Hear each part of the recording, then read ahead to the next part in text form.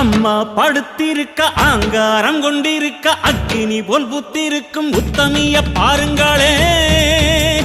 நீட்டி படுத்திருக்க நீதி சொல்ல காத்திருக்க ஈசான பொட்டலிலே மாசாணி பாருங்களே. அம்மா படுத்திருக்க ஆங்காரம் கொண்டிருக்க அக்கினி போல் புத்திருக்கும் உத்தமிய பாருங்களே. நீட்டி படுத்திருக்க நீதி சொல்ல காத்திருக்க ஈசான பொட்டலிலே மாசாணி பாருங்களே. வம்பு வழக்கெல்லாம் துன்பம் கொடுக்கையில் மிளகா சாந்தரட்சி கேட்டாளே. நாம கலங்காம மாசாணி காத்தாளே.